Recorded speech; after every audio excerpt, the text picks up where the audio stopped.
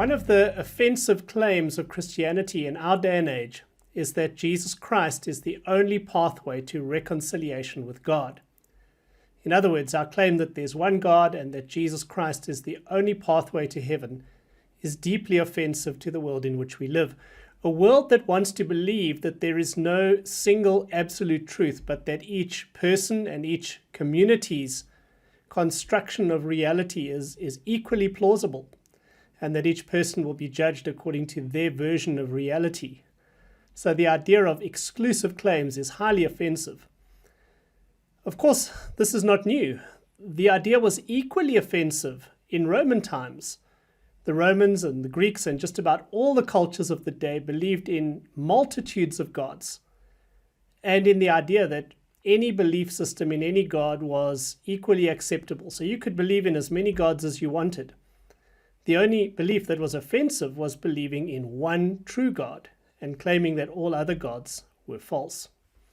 This brings us to 1 Timothy 2, verses 5 to 7 as we continue our walk through 1 Timothy, a passage which claims that there is one truth, one God, one mediator, Christ Jesus, and one ransom. Let's have a look at what Paul says here. In verses 5 and 6, he starts with the word for. And what he is giving here is the grounds or the reason why God wants all people to be saved and come to a knowledge of the truth. I'll talk about that in a moment. And it points back to the beginning of the chapter, verse 1, where it is why God wants us to pray for all people. Now, if we look back in verse 4, he talks about the fact that God wants all people to be saved and come to a knowledge of the truth. In other words, the idea there is that there is one truth, one ultimate reality, and that reality is about to be described. This is fundamental to our belief as Christians. We believe that God created the world and that ultimately there is an objective truth to the world in which we live, and that it finds its genesis in God himself. For there is one God. An idea highly offensive to the Greco-Roman world. This belief that there is not only one truth, but that there is one God. And of course it's highly offensive because if there's only one God, then all other gods, all other belief systems must be false, must be refuted. And the idea of telling the whole world that your belief system, your culture, your practice is untrue is highly offensive. But it is the claim of Scripture and of the gospel. There is one God. And there is, third claim here, one mediator. So there's our third point, one God and one mediator. What's a mediator? A mediator is somebody whose role is to try and make peace between fractured parties.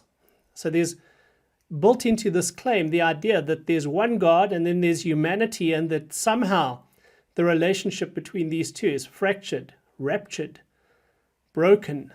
So there's one mediator between God and men, anthropis, the humanity.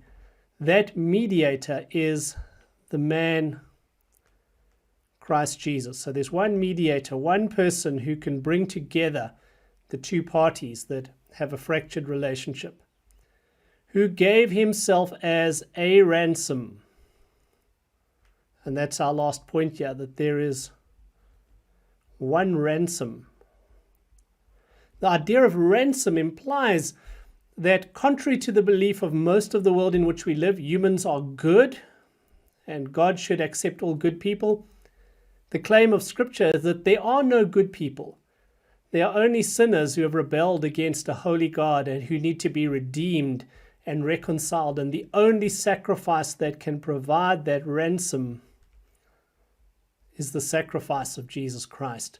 Therefore, he is the only mediator. Therefore, he is the only pathway back to God, because nobody else can deal with our fundamental sin problem. He is a ransom, the only ransom for all people. There is no other ransom. Having made his point that there is one truth, one God, one mediator, and one ransom, Paul then says, I was appointed as what, Paul? A preacher, an apostle, a teacher. In other words, Paul was chosen as a messenger, a herald, to go and proclaim this one way of salvation in all the world. If biblical Christianity held that each person could be saved by their faithfulness to the light that they had, there would be no purpose in sending Paul as an apostle, a herald, and a teacher to announce this one God, one way to reconciliation with him through the sacrifice of Christ. So the truth is, friends, that we have a gospel message that is deeply and inherently offensive to the world in which we live. And not only to the world in which we live, it has been inherently offensive to every world in every time and place and generation. The claim that there is one God and one mediator, and that human beings are inherently fallen and sinful and need to be forgiven and ransomed and redeemed through the sacrifice of Jesus Christ, is not welcome, not only by our contemporary fallen world, but by the fallen world in any generation. And yet, this is the message of the gospel.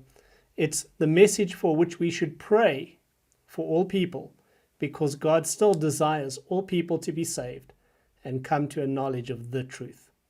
As always, if you found this helpful, please give it a thumbs up and consider subscribing. I'll see you next time.